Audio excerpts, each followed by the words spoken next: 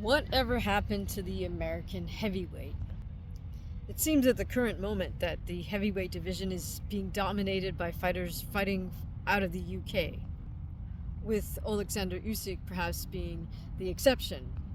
But notable in its absence, as we say, has been the presence of any significant American heavyweights. Now that Deontay Wilder seems to be most definitely out of the top 10. Well, now I've posed this question in some of my shorts and even in some of my longer videos, and a few folks have pointed out that in America, most of the sort of heavyweight males will gravitate towards either basketball or football. And so, while that may be true, I think there's yet something else underneath all of this. And in a rather long-winded way of explaining what I mean, I'm going to cite the example of the late great Michael King, who was a TV mogul who felt perhaps the same way a lot of us do about the American heavyweight scene, which is it's lacking. And so he decided he put his money where his mouth is, and he would do something about it. Now, Michael King passed away in 2015, so his main project, which was called All-American Heavyweight, went on during the 2000s. So a little bit of background about Michael King. He, as I said, was a TV mogul, and he and his brother inherited the company called King World Productions from their father. I think that was way back in the 70s, or maybe even earlier. But at that point, the only product King World Productions had was the Little Rascals. Now, I'm sure you're familiar with that product, right? Or that TV show. So obviously he did well with that one single product. And they went on to secure such TV shows such as Jeopardy, Wheel of Fortune, and they launched Oprah Winfrey's career. So as you can imagine, the company did quite well. And in 2015, they sold their company to CBS. At that point, Michael King sort of branched out into the sports world and became part owners of the New Jersey Devils, the New Jersey Nets, and the New York Yankees. When King decided he wanted to make a move with American boxing, he formed King Sports Worldwide and started to promote shows in the LA area. And he had a real vision for what he wanted to do with boxing, but unfortunately, it didn't quite pan out.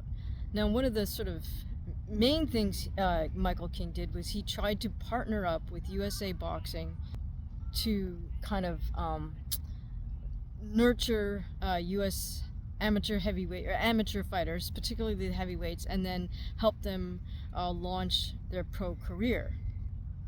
One of his sort of success stories was Dominic Breazeale, because they were able to get Dominic onto the US Olympic team. Now, apparently Dominic later sort of quit Michael King's program, I guess, once he turned pro, and I don't know the details of why, but Michael King's idea was, well, as people pointed out, most American males who are, say, of the heavyweight size choose basketball or football, so he decided he'd recruit football players to cross over into boxing, which is exactly the background that Dominic Breazeale comes from. Breazeale was a quarterback in college.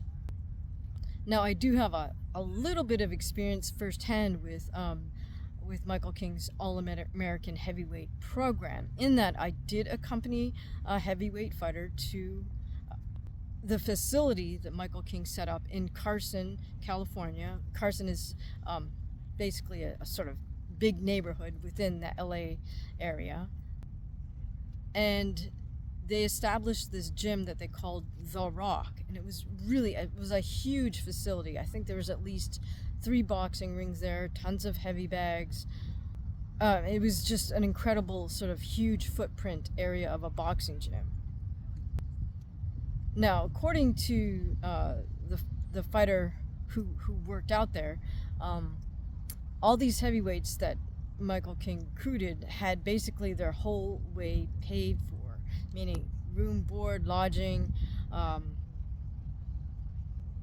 any of their medical expenses. If they needed body work, they'd had that paid for. They had strength and conditioning coaches, nutritionists, etc. So effectively, Michael King was throwing all the resources he had at this project. So in other words, he didn't want any athlete to have the excuse that, I just didn't have the funds to cover, say proper nutrition or proper supplements or proper medical care. Now, right off the bat, I think some of you guys will figure out what the problem with sort of making unlimited funds available to individuals, that creates its own set of issues, right? Because once the money starts flowing out and the word gets out, then that kind of attracts certain types of shysters. Now, yet another aspect of Michael King's strategy was to do what he called Moneyball for boxing. In other words, to get, all the stats and this and that and try to figure out, who would be the most likely prospects or contenders to make it to the top of the heap. Now, here's the thing. So in the end, the last man standing, so to speak, out of all the money that Michael King put into this All-American Heavyweight program, the last person left was Charles Martin. And so that kind of gives you a perspective on, where the American heavyweight landscape lies, because Charles Martin hasn't been in the top 10 for a minute. So here's my take on why Michael King's All-American Heavyweight program didn't quite pan out the way he wanted to, even though he has money and even though he did all this statistical analysis on who's most likely to succeed as a heavyweight pro boxer. It's because in the end, money is never the solution. If you do not have a solid plan, it's not going to work. No matter how much money you throw at an athlete, you can't make them into a champion. And you can't make champion qualities out of them. And then the second thing, as far as statistics go, it doesn't matter, what it says on paper about an athlete, because it's the intangible aspect that in the end determines if somebody's a fighter or not. And that's just simply, do they have a pair or not? You're never going to find that on a piece of paper. It's not measurable. So the bottom line, I will go back to something that Paul Malignaggi said more than once a while back. So Paulie's line was, look, if taking a physical beating is the worst experience you've ever had, then maybe boxing is not for you. What does Paulie mean by that? Well, simply, if dealing with physical discomfort to the nth degree is the worst thing you've ever had to endure, well, when that happens in the ring, that's the worst thing you've ever had to deal with, then you just might crumble or decide you don't want any more of this or decide you don't need this. But if at some point in your life you've been subjected to a little more than just physical discomfort, you should or will have the resilience and the mental fortitude to just suck it up in that horrible, terrible moment and persevere. Paulie Malignaggi showed that to us himself in his fight versus Miguel Cotto.